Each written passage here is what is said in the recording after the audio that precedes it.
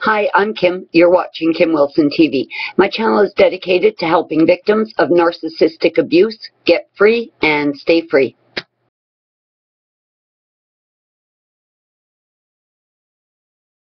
Hi guys, today I want to really explore the possibility that we are somehow marked or tagged in a way that makes us extremely obvious to narcissists.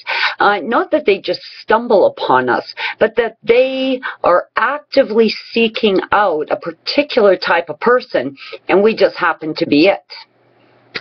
Now, I know it's kind of horrible to think, that there's this evil entity out there, this demented predator that's actually preying on us. But, I've been doing quite a bit of research. I've been reading the emails. I've been reading the comments. And, I think there may be some validity to this. I mean, if they are evil, as we've all pretty much concluded, and I'll tell you, I've done a lot of research, a lot of doctors, psychiatrists, experts in this field. I'm seeing this over and over again. Evil, evil, evil. Like, okay, they call this evil, a medical condition, cluster B, covert, malignant, narc, or BPD, or, psychopath, or whatever the hell you want to call it. Most people will say there's something very evil and sinister behind this condition. Talk about weird similarities. I start getting emails, and quite a few of them, and they're all sort of explaining the exact same scenario. Like one person had written them, but they're from people from all over the world. And they all kind of go like this. I got free from my narc. I stayed single for quite some time. I'd been isolated. I'd been doing a lot of work on myself. Had felt like I'd achieved quite a bit of healing. So I decided to go on a date. To meet or go on a date, the victims and survivors, friends here at Kim Wilson TV, within hours discovered this person was verbally abusive, had been cussing them out, had physically attacked them or harmed them in some way or done something absolutely horrendous. And not after a few dates, like almost instantly. It almost seems like some kind of accelerated narc insanity where they're just skipping the idealization, the love bombing, get that down to a couple hours and launching right into, the assault, the devaluation, the gaslighting, the bullshit, the humiliation, like just launching right into it. I don't know, maybe they've tightened their timeline. It almost seems like the assault on humanity is actually picking up momentum. I mean, when the domestic garden variety evil narcissist that we've all dealt with, isn't even taking the time, to idealize and love bomb, like what the hell is up with that? But I think we're seeing this everywhere. The acceleration of cruelty here on planet Earth just seems to be, going warp speed.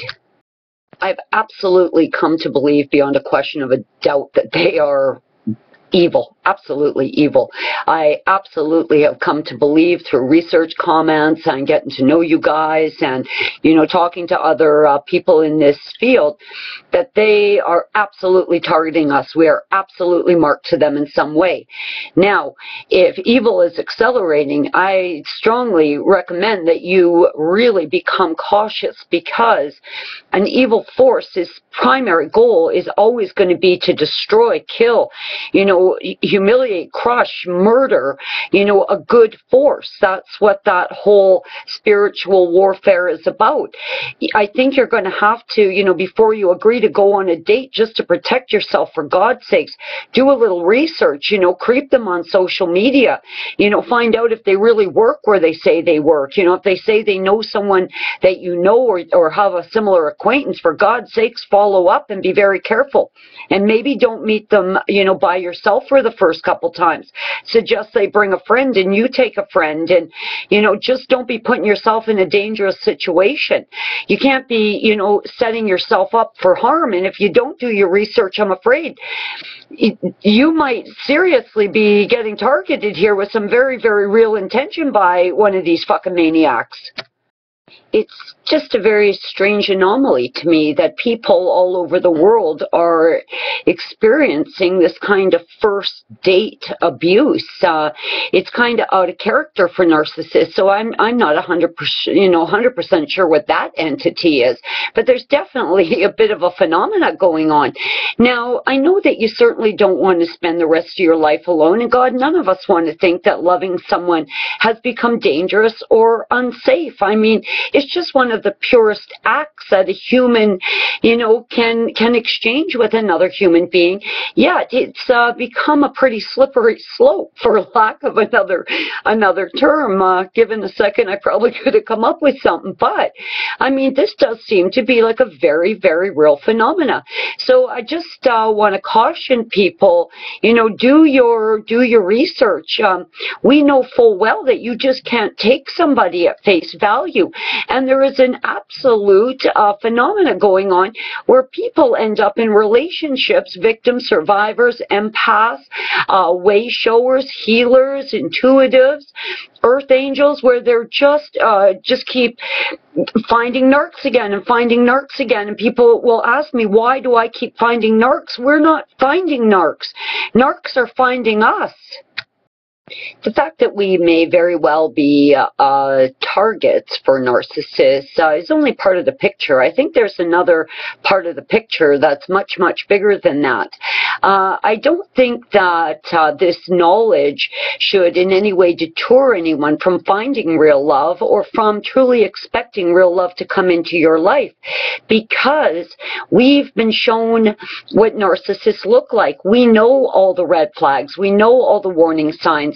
So if anyone is likely to find a truly great partner, it's going to be us, because we've already been through this. We've been through this alone, and we've been through this together.